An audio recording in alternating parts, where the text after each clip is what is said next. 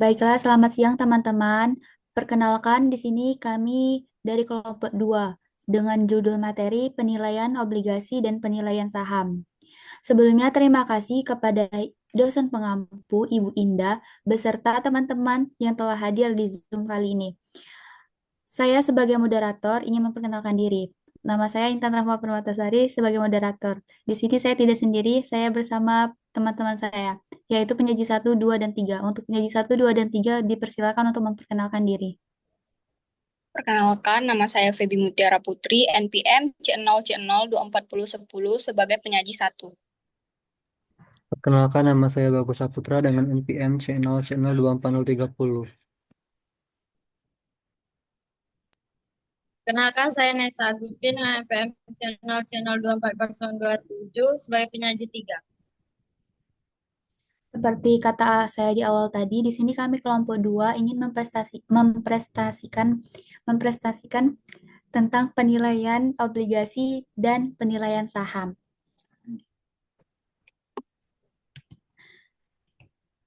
Baiklah, untuk pengertian akan dibacakan oleh penyaji 1. Untuk Pebi dipersilakan. Baik, terima kasih kepada moderator atas kesempatan yang diberikan kepada saya. Saya akan mempresentasikan materi mengenai penilaian obligasi dan saham. Pengertian. Obligasi. Obligasi merupakan surat hutang pada umumnya berjangka panjang. Sedangkan normal nominal obligasi atau perfauli adalah nilai yang akan dibayar oleh penerbit obligasi kepada pemegang obligasi pada tanggal yang telah ditentukan di masa mendatang.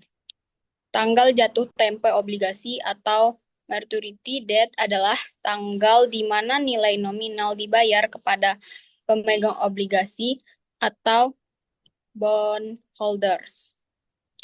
Pembayaran bunga kupon adalah sejumlah uang yang dibayarkan secara berkala, misalnya setiap tahun atau 6 bulan kepada pemegang obligasi. Next.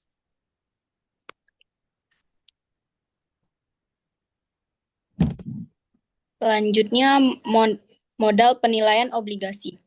Obligasi dengan pembayaran kupon secara tahunan akan memberikan serangkaian penerimaan bunga kupon. Rumusnya yaitu VB sama dengan I dikalikan PVFAKN ditambahkan M dikalikan PVIFKN. Obligasi dengan usia 3 tahun nilai nominalnya 1.000. Memberikan kupon 50 setiap tahun. Suku bunga yang berlaku di pasar 7%. Rumusnya yaitu VB sama dengan I dikalikan PVIFAKN tambah M-nya dikalikan ke PVIFKN. Obligasi dengan usia 3 tahun, nilai nominalnya 1.000. Memberikan kupon 50 setiap tahun. Suku bunga yang berlaku di pasar 7% sama dengan 50 dikalikan PVIFA 7%, 3. Ditambah 1.000 dikalikan PVIF 7%, 3. Sama dengan 50 dikali 2,6243 ditambah 1.000 dikalikan 0,8163. Jadi jumlahnya sama dengan 947,52. Next. Perubahan harga obligasi. Obligasi yang baru diterbitkan biasanya dijual sama atau mendekati harga atau nilai N. Rumusnya yaitu VB sama dengan I dikalikan PVFAKN tambah M dikalikan PVIFKN. Obligasi dengan bunga 15%. Nilai nominalnya 1.000. Usia 15 tahun, bunga yang berlaku 15%. V sama dengan 15% dikali 1.000 sama dengan 150. V sama dengan 150 dikalikan PVFA, 15%, 15 ditambahkan 1.000 dikalikan PVIF, 15%, 15. Jadi 150 dikali 5,8474 ditambah 1.000 dikalikan 0,1229 sama dengan 150 dikalikan 5,8474 ditambah 1.000 dikalikan 0,1229 229 sama dengan 877,11 ditambah 122,9. Jadi hasilnya sama dengan 1000. Next, yield to maturity obligasi. 1. Yield to maturity merupakan suku bunga atau tingkat keuntungan yang dinikmati investor pada obligasi. Jika obligasi tersebut disimpan hingga tanggal jatuh tempo, rumusnya sama dengan yaitu YTM sama dengan CY ditambah CGY.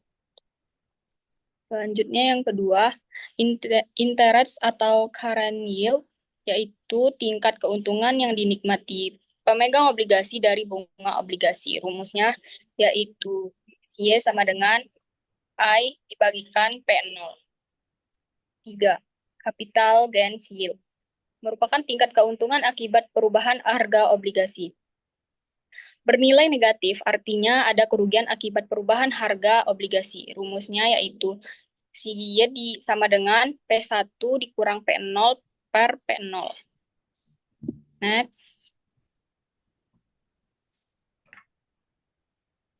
Suatu obligasi memberikan bunga 150, nilai nominal 1000, usia 15 tahun, diterbitkan pada tanggal 1 bulan 1 tahun 93, pada tanggal 1 bulan 1 tahun 94, suku bunga berlaku naik menjadi 20%. Berapa current yield dan capital gains pada tanggal 1 bulan 1 di tahun 94, asumsi suku bunga tetap 20%. Nah, kita lihat pada garis waktu berikut. Pada tanggal 1 Januari tahun 1993, harga awal obligasi adalah P0. Terus kemudian pada tanggal 1 Januari tahun 1994, suku bunga naik menjadi 20%. Dan harga obligasi berubah menjadi P1. Selanjutnya pada tanggal 1 Januari 1995, obligasi akan mengalami perubahan nilai sesuai dengan kondisi pasar. Jadi P0 sama dengan 150 dikalikan 4,6106, kemudian ditambah 1000, 1000 ini dikalikan ke 0,0779. Jadi hasilnya sama dengan 769,49. Nah, di P1 ini sama dengan 150 dikalikan 4,5327. Kemudian ditambah 1000. 1000 ini dikalikan ke 0,0935. Jadi hasilnya sama dengan 773,41. Keuntungan dari bunga obligasi CY sama dengan 1 dibagi P0. Jadi sama dengan 150 ini dibagi 769,49. Jadi hasilnya 19,49%. CGY-nya sama dengan P1 dikurang P0 per P0. Jadi 773,41 dikurang 769,49 kemudian dibagi 769,49. Jadi hasilnya sama dengan 0,515%. Jadi keuntungan totalnya sama dengan 20%. Next. Obligasi merupakan obligasi yang dapat ditarik atau dibeli kembali oleh perusahaan penerbitan sebelum obligasi tersebut jatuh tempo. Rumusnya yaitu VB sama dengan I dikalikan PVIFAKN ditambah CalPris dikalikan PVIFKN. Contoh soal. Obligasi yang calable memberikan bunga 150 per tahun. Nominalnya 1000, usia obligasi 20 tahun. Obligasi ini dapat ditarik sewaktu-waktu setelah 4 tahun diterbitkan dengan harga 1.150. Suku bunga yang berlaku 10%. Jadi V sama dengan 150 dikalikan PIFA, 10%,4, kemudian ditambahkan 1.150 dikalikan PVF 10%,4 sama dengan 150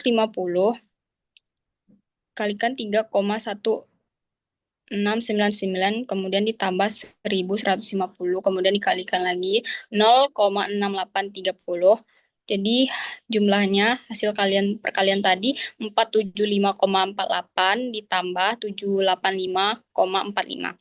Jadi hasilnya sama dengan 1260,93. Next, penilaian saham. Saham merupakan tanda kepemilikan di suatu perusahaan yang sahamnya kita beli di bursa. Oke, selanjutnya saya kembalikan kepada moderator. Baik, terima kasih kepada penyaji satu. Untuk teman-teman, apakah sudah mengerti? Misalnya belum mengerti, boleh ditanyakan di akhir nanti ya. Selanjutnya, materi selanjutnya akan dibacakan oleh penyaji dua. Untuk penyaji dua dipersilakan. Baiklah, terima kasih untuk moderator. Selanjutnya saya akan menjelaskan materi yang dilanjutkan dari penyaji satu. Yang pertama itu ada saham biasa. Untuk karakteristik saham biasa itu ada hak klaim terakhir atas aktiva perusahaan jika perusahaan dilikuidasi. Kemudian ada hak suara proporsional pada pemilihan direksi serta keputusan lain yang ditetapkan pada rapat umum pemegang saham. Terus ada dividen jika perusahaan memperoleh laba dan disetujui di dalam RUPS. Kemudian ada hak memesan efek terlebih dahulu sebelum efek tersebut ditawarkan kepada masyarakat. Terus tidak ada jatuh tempo, kemudian belastaran antara saham biasa dan obligasi. Kemudian yang terakhir itu ada memiliki sifat saham, misal tidak ada waktu jatuh tempo dan memiliki dividen. Sifat obligasi, misalnya dividen yang diberikan tetap atau persentase dari nilai nominalnya. Yang kedua itu ada saham preferen. Untuk karakteristik saham preferen itu ada pembayaran dividen dalam jumlah yang tetap, kemudian hak klaim lebih dahulu dibandingkan saham biasa jika perusahaan dilikuidasi dapat dikonversikan menjadi saham biasa. Bila pada tahun tertentu dividen saham preferen tidak terbayar, ia akan diakumulasikan pada pembayaran dividen tahun mendatang. Next.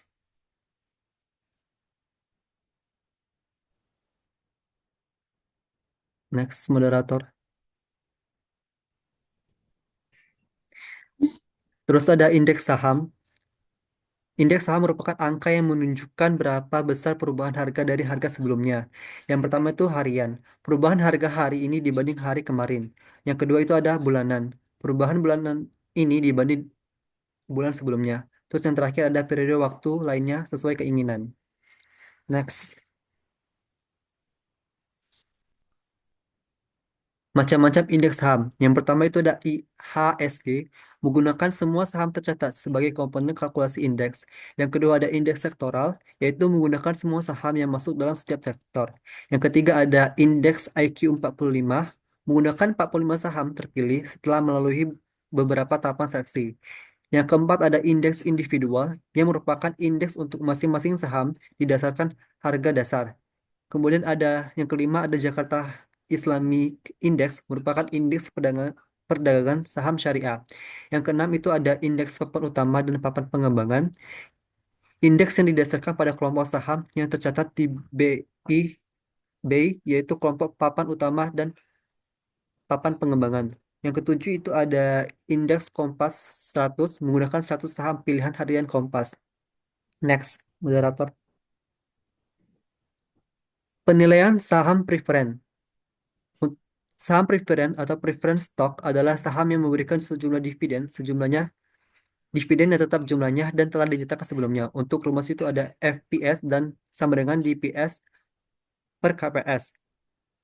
Contoh soal, Microsoft mempunyai saham preferen dengan dividen yang dibayarkan sebesar 1.500 ribu rupiah tiap tahunnya.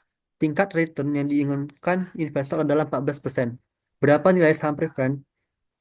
Itu 1.500 per 0,14 ribu 0,14 Rp sama dengan 10.714,28. Selanjutnya, next. Penilaian penilaian saham biasa atau valuing common stock. Pada saham biasa, besarnya dividen tidak pasti dan tidak tetap jumlahnya.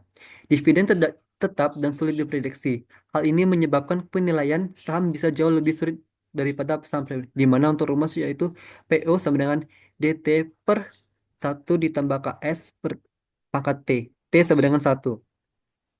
Untuk contoh soal, diramaikan bahwa PT XYZ akan membayar dividen sebesar $3, $3,24 dan $3,50 untuk 3 tahun yang akan datang. Pada tahun ketiga, kalian mengantisipasi menjual saham dengan harga pasar sebesar $94,48. Berapakah harga saham apabila diketahui 12% expected return? PV sama dengan 3,00 per 1 ditambah 0,12 pangkat 1 ditambah 3,24 per 1 ditambah 0,12 pangkat 2 ditambah 3,50 ditambah 94,48 per 1 ditambah 0,12 pangkat 3. PV sama dengan $75. Next.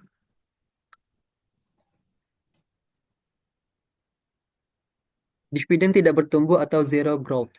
Perusahaan membayar dividen dalam jumlah yang sama setiap periode sampai selamanya. Hal ini mirip dengan sama dengan saham preferen. Untuk rumusnya itu ada PO per D, PO sama dengan D per KS. Contoh soalnya itu, saham perusahaan B diprediksi memberikan sebesar Rp100 per lembar 1 tahun mendatang. Calon pembeli saham tersebut mensyaratkan suatu tingkat keuntungan pada saham besar 10% per tahun, dan dividen diperkirakan tidak bertumbuh, atau G sama dengan 0, atau tetap sebesar Rp100. Berapa harga saham yang bersedia dibayar calon pembeli tersebut? Berapa harga Berapa harga saham tersebut jika dividen diberikan setiap 3 bulan sebesar Rp100 dan tidak pernah tumbuh? Atau G sama dengan 0. Sedangkan tingkat keuntungan yang disyaratkan investor 12% per tahun atau 4% per 3 bulan. Di sini bisa kita digambar itu D sama dengan 100, terus KP sama dengan 0,1. PO sama dengan D per KS sama dengan 100 per 0,1 sama dengan 1000. Jika D sama dengan 100 per 3 bulan, maka KP sama dengan 0,12 per 4 sama dengan 0,03. Maka PO sama dengan D per KS sama dengan 100 per 0,03 sama dengan Rp3.333,33 Next. Dividen bertumbuh secara konstan atau constant growth model. Dividen yang dibagikan perusahaan akan meningkat dalam presentasi yang tetap setiap periodenya. Dividen tumbuh sesuai dengan tingkat pertumbuhan perusahaan. Kemudian, model ini mengasumsikan bahwa dividen tumbuh pada suatu tingkat tertentu atau G per konstan. Lalu, model ini cocok untuk perusahaan yang matur dengan perubahan yang stabil. Baik, saya kembalikan ke moderator. Baik, terima kasih kepada penyaji dua. Untuk teman-teman, jika ada yang belum paham atau kurang mengerti, boleh ditanyakan sekarang ataupun nanti ya. Selanjutnya kami akan melanjutkan materi selanjutnya yang akan dibacakan oleh penyaji tiga. Untuk penyaji tiga dipersilakan. Baik, terima kasih moderator. Selanjutnya itu rumus dividen bertumbuh secara konstan. P0 sama dengan D0, 1 tambah G per KS dikurang G.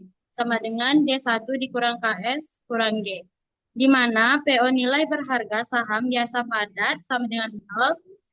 PO dividen terakhir yang dibagikan, dividen yang telah berlalu tidak akan kita terima jika kita membeli saham sekarang per pada 1 sama dengan 0. G, growth atau tingkat pertumbuhan dividen. KS sama dengan tingkat keuntungan yang disyaratkan investor pada saham. Next. Contoh soal. Diketahui dengan menggunakan Gardner model, kita dapat menghitung harga saham A. Apabila diketahui dividen terakhir adalah Rp 1,82, tingkat pertumbuhan perusahaan diperkirakan sebesar 0%. Investor mensyaratkan retur sebesar 16%. Ditanyakan berapa harga saham A? Penyelesaian P0 sama dengan D0, 1 tambah G per KS kurang G. Jadi 1,8, 1 ditambah 0,10 dibagi 0 kurang 0,16 dikurang 0,10. Hasilnya 33,33. Next. Dividen tumbuh secara tidak konstan atau non-constant growth rate. Pertumbuhan dividen tidak tetap awalnya, namun pada akhirnya pertumbuhannya akan bersifat konstan juga. Umumnya, tingkat pertumbuhan dividen tidak konstan karena kebanyakan perusahaan mengalami life cycle atau early faster growth, faster than economy, dan much with economy grow then slower than. Next. Langkah-langkah untuk menghitung nilai saham biasa yang bertumbuh secara tidak konstan. 1. Membuat estimasi pertumbuhan dividen DT sama dengan D01 ditambah KS. 2. Menghitung present value dividen selama periode di mana dividen tidak tumbuh secara konstan. PV DT sama dengan DT dibagi 1 tambah KS dikali T. 3. Menghitung nilai saham pada akhir periode pertumbuhan tidak konstan. PT sama dengan DT dikali 1 tambah G dibagi KS kurang G. 4. Jumlahkan 2 dan 3 untuk mendapatkan P0. Next. Sebuah perusahaan terbuka selama ini membagikan dividen yang jumlahnya bervariasi. Perusahaan memperkirakan kenaikan pendapatan sebesar 20% per tahun selama 2 tahun mendatang. Tetapi setelah itu pendapatan akan menurun menjadi 5% per tahun sampai waktu tak terhingga. Pemilik perusahaan menginginkan return sebesar 18%. Dividen terakhir yang dibagikan adalah Rp200 per lembar. Berapakah harga saham perusahaan tersebut sekarang? Jadi D1 sama dengan D0 dikali 1 tambah 0,20 sama dengan 200. Sama dengan 200 dikali 1,20 sama dengan 240. D2 sama dengan D0 dikali 1 ditambah 0,20 dikali 2. Sama dengan 200 dikali 1,44 sama dengan 288. PV D1, D2 sama dengan 240 per 1 ditambah 0,18 ditambah 288 per 1 tambah 0,18. Sama dengan 203,39 ditambah 206,84. Hasilnya 410,23. P2 sama dengan D3 per KS dikurang G.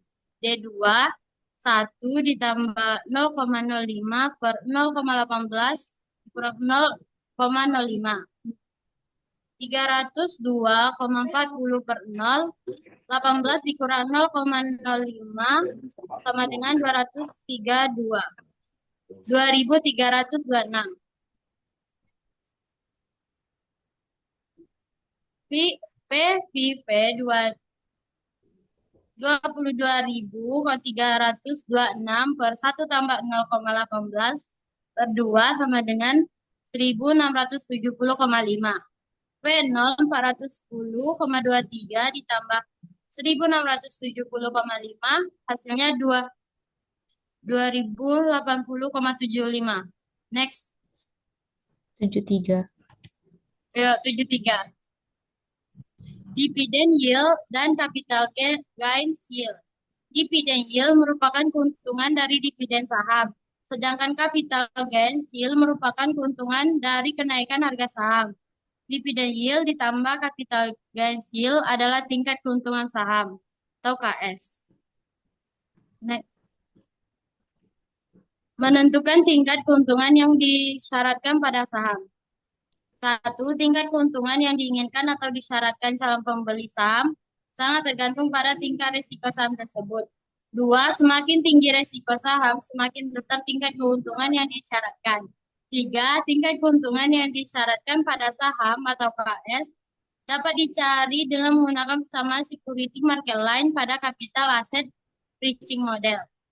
KI sama dengan KRF ditambah KM dikurang KRF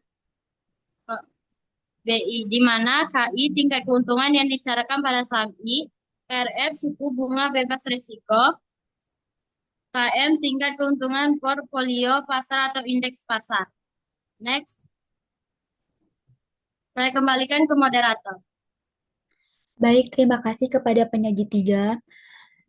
Sekaligus menutup inilah materi dari kelompok kami. Jika teman-teman ada yang bingung atau tidak mengerti atau ingin bertanya, kami persilakan karena kami membuka sesi tanya jawab. Kepada teman-teman dipersilakan jika ingin ada yang ditanyakan atau kurang mengerti atau bingung.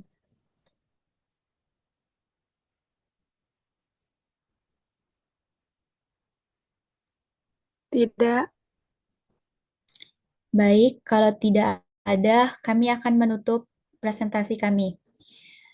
Saya sebagai moderator mengucapkan terima kasih sangat kepada teman-teman karena telah hadir di Zoom kali ini. Baiklah, saya ucapkan terima kasih. Wassalamualaikum warahmatullahi wabarakatuh. Waalaikumsalam warahmatullahi wabarakatuh.